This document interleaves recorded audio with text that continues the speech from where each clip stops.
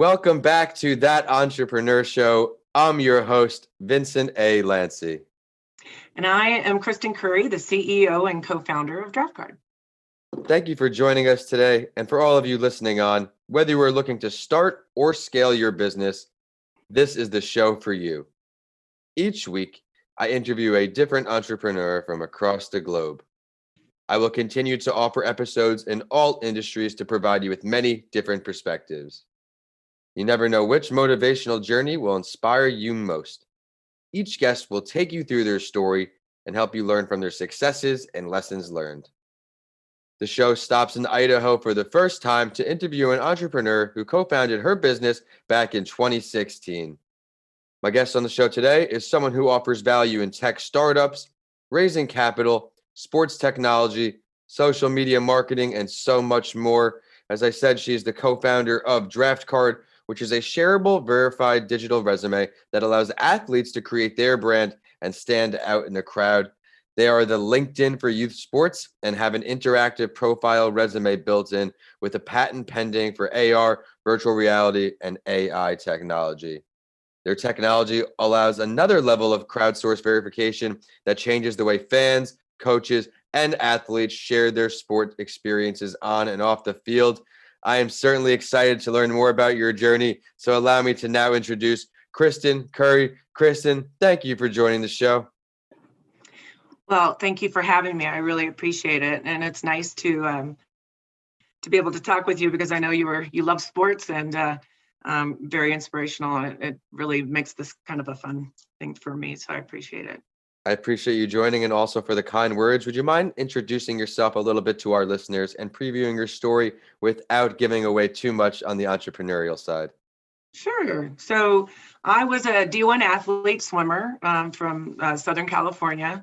So basically in the water for 7 hours a day. Went to Arizona State and swam for them. And then became a mom and got into the working world in technology and cybersecurity and a bunch of different things. And just found myself where I was kind of at that point where I've always wanted to start my own business. I always wanted to do something entrepreneurial, but I was a single mom. I had 2 kids in sports, and it was hard to get out of that. So Chris Burgett, the idea guy behind DraftCard, we grew up together, and he came to me and told me about his idea, and I was like, wow, you got to do something with this. This is amazing, and for me, it hit those 3 important things.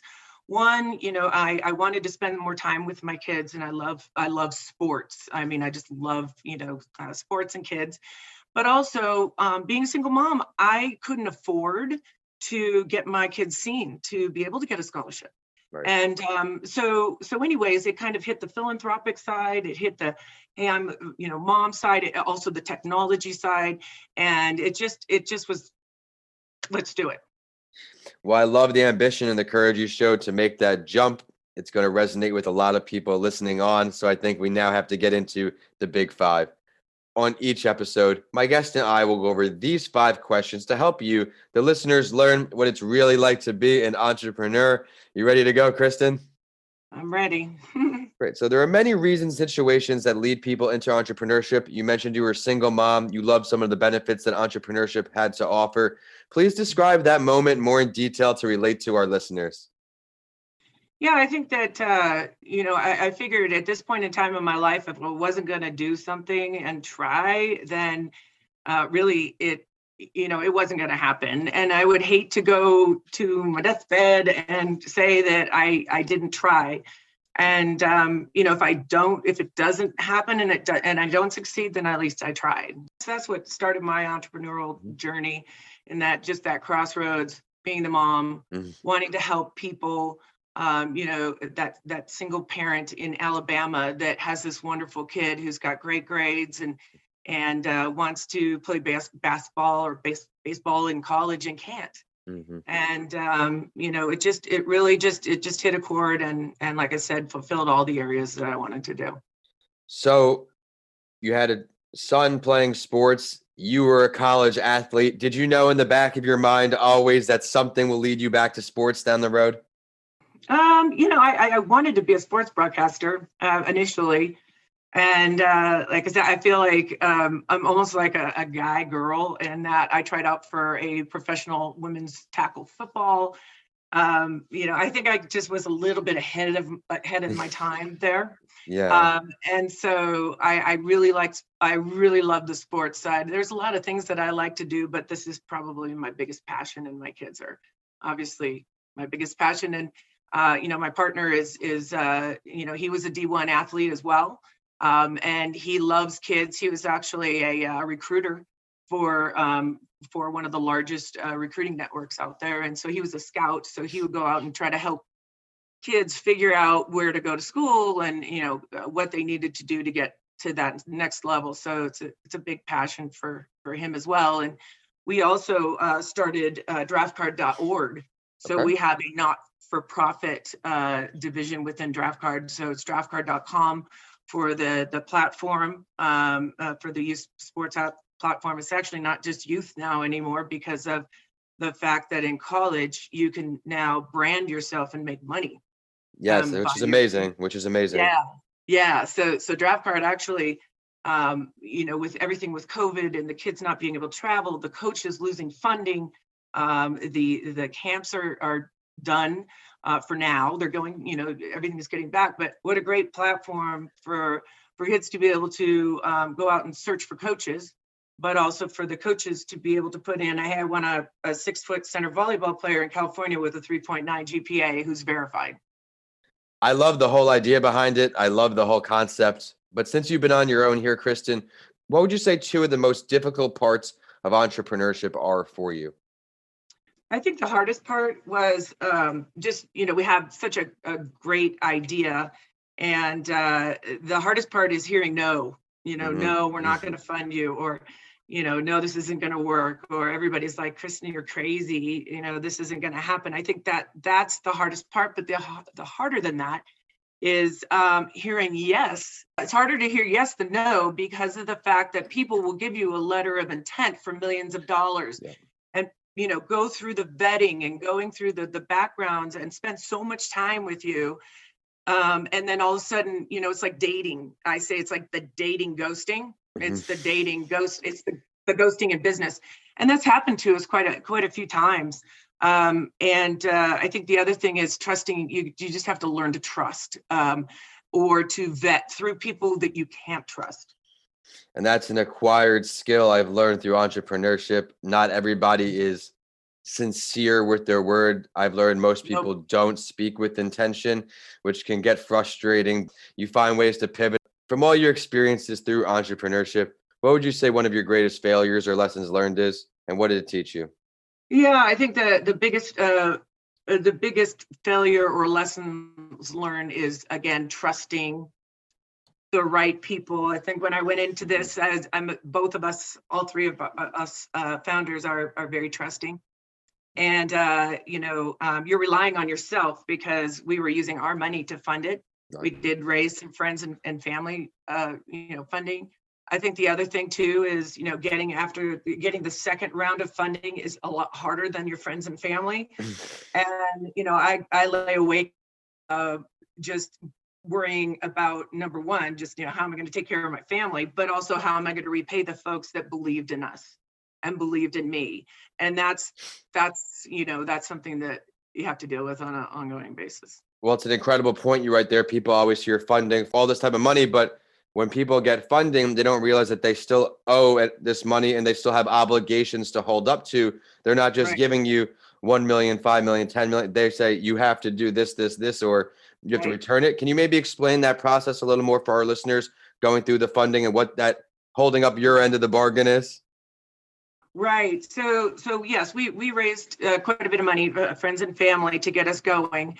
And when you're going into that next round, which is a little bit more aggressive, whether it's a VC or an angel investor, we didn't want to go to the VC route because we didn't want to give up a lot of our company. So if you go to a bigger source of funding, that's when you pretty much have to give up a lot of that. But when you go to that second round and you get that funding, which we're hopefully in that process right now, you have to either pay cash back to your initial investors, or whatever your agreement was. But also, if you don't, you have to roll them into the new funding source, so convertible notes or whatever you're doing. So it dilutes the shares, but it also can be a very big benefit for your initial investors. And then when you get your third round, that's when pretty much they have the choice to get out for the most part. Yeah. So well, I really appreciate. Yeah, there is a lot of misconception about funding and what it entails and the process behind it. So thank you for taking the time to explain that a little further. But for this next talking point, I'm very interested because on your LinkedIn, after meeting you, I saw you did work with the DOJ. You're a career learner from many areas. If you could choose to have a conversation and learn from any entrepreneur in any fields, dead or alive, who would you go with, Kristen? I thought a lot about that, and I really would like to meet Sarah Blakely, the founder, and she was the youngest, I guess, female entrepreneur that made it big, and she founded Spanx. Yes. And I just love the fact that she's so positive.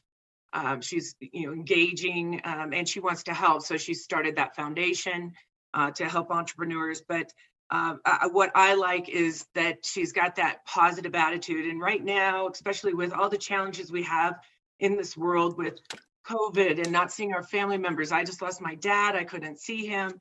Mm-hmm. There's so many things that can get you down, but every day it seems like she's up. And, it's just kind of a thing that I try to do every day is to, put my smile on my face, whether I feel like it or not. I feel like that makes a big impact for other people.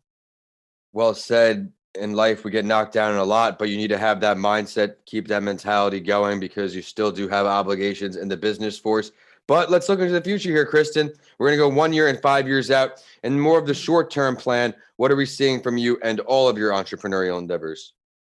Yeah, so for the short term for DraftCard.com, we have put in place some really strong third-party relationships to verify on different levels. The big thing with kids now, especially in the past with some of the scholarship problems that they had at USC and some of the other big schools, people saying they are who they aren't.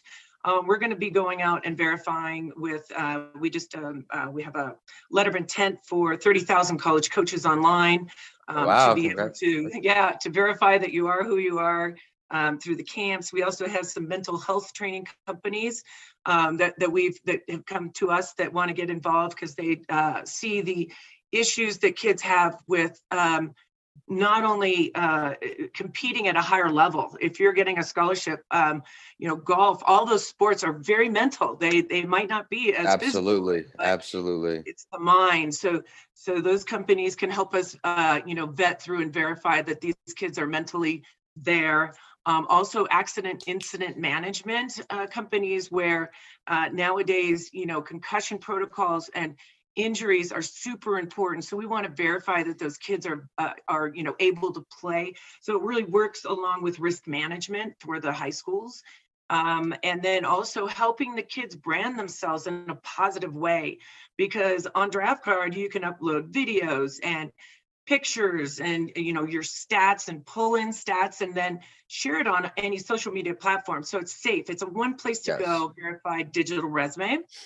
And so coaches don't have to go to all these different places to find these good athletes. They can go to one location and see these kids and search very quickly.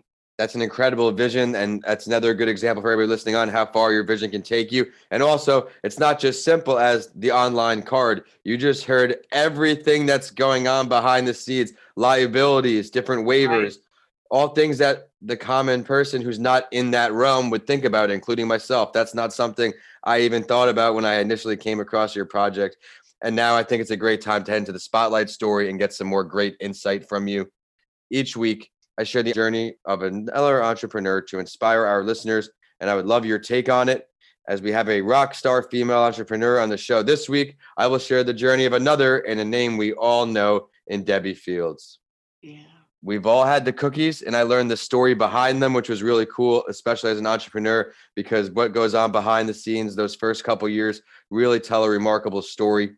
Here's some quotes from her in this Forbes article I read on how she built the multi-million-dollar company. She said, quote, "My mother raised 5 children without the luxuries we have today, like a washer and a dryer. Cooking was a chore she especially resented, and that showed in her meals. Since the food wasn't as great as it could be, I used to refuse to eat. The only thing I was actually willing to eat, cookies. I would bake my own using imitation chocolate, margarine, nothing real, because we couldn't afford to have that in the house."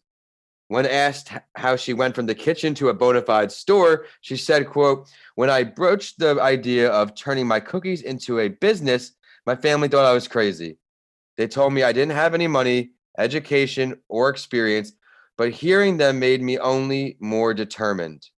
I started going into banks and asking for a loan. I would bring my business plan and my cookies, and they would look at the plan and eat all of the cookies and tell me, thanks, but no. I started waking up every morning and telling myself, somewhere there's a person who wants to say yes. This was back in the late 70s. I kept bringing my cookies, sharing my dreams, and finally I managed to get a loan with 21% interest. I was thrilled." That's her quote. But Kristen, what do you take away from this journey relating to entrepreneurship? I think it's a great testimony of someone just, having the ability to keep going no matter what, to think outside the box and, never give up. And I like you were saying that, she goes in and they say, no, you keep going. You say, yes, until someone's going to answer yes. Right. It's very, very powerful, especially in entrepreneurship. Most times you're going to be told no. And as you heard from today's entrepreneur, hearing yes was equally challenging or more challenging. So as long as you're prepared to work hard and believe in your dream, I think anything can come true. And this episode can provide great motivation for you again in the future. So Kristen, thank you so much for joining the show today. I know our listeners are going to see all the value in your episode. I loved how you found the ambition. You found something you're passionate about, something that fit your life great. You're a single mother. Children love sports. You're a former athlete. And now look how far this vision's branched out. You described all the different strategies you use, different techniques for your hard work ethic, things that you had to keep doing and doing, how you've been growing. That's great motivation for everyone. But it is time for the last word. And I also do this in my other podcast series, a mental health break, because I want our listeners to really get to know the guests I bring on. Is there something that you would like to share that we did not touch on yet today? I think we've covered quite a bit, but nowadays it's just, go for your dreams, figure out what it is. It's really hard nowadays, I know, for kids, but never give up and know that there's people out there that are there to help you and that we care. And we're going to give you that platform to succeed. Just don't give up. Well said. Would you mind now please taking the time to share your professional social media, the website, any ways for our listeners to request your services, follow your endeavors? Sure. So our website is www.draftcard.com. We do have the .org, but that's just kind of a landing page. I am on LinkedIn. It's Kristen, Kristin -Curry, Currey on LinkedIn. I am not that active on Instagram and Twitter. And Facebook that right now, just it's too hard for me. So when we get this next round of funding, I'm going to hire a social media person to do it for me. I couldn't agree with you more. It's a lot of time. There's a lot of help, and I do the best I can. I've tried different interns, but unfortunately, accountability was an issue. And after you invest so much time into people, so you don't have to worry about them on the other end, and then things happen. So you went back, so I can relate to you there. But for everyone listening on, be sure to check out her LinkedIn website. A lot of great content there, and she is here to help. And it is also social media time for the show, and we're on whichever platform you like to use. We're at That Entrepreneur Show on LinkedIn, Instagram, and Facebook. And on Twitter, we're at Podcasts by Lanci, so you get updates from this show and a mental health break. Of course, my handles are at Vincent A. Lanci for all social media and YouTube. And my website is vincentalanci.com. If you check out my books, DM me. I would love to hear from you all. We have Mr. Lanci Talks Mental Health, Left for Dead, A Story of Redemption, and How to Transform Your Mindset When the Norm is Changed. All are on my website now. And as always, I will end the show with a quote that inspired me and know it will for you too. And this one is from today's Spotlight story, Debbie Fields. And When she was asked about an entrepreneurial trick she learned along the way, she said, quote, "Never ask a question that could be answered with the word no. This doesn't just apply to business, it's for daily life as well. For instance, when I call a hotel, I don't ask, 'Can you give me a discount?' First, I get the name of the person who I'm speaking with, and then ask them to direct me to the person who can give me the lowest price in a room. When I get to that person, I ask if they're the person with the power. Yes, they tell me they are, and at that point, they've already agreed. I just haven't asked yet." Thank you for listening, and I will see you all on the next episode of That Entrepreneur Show.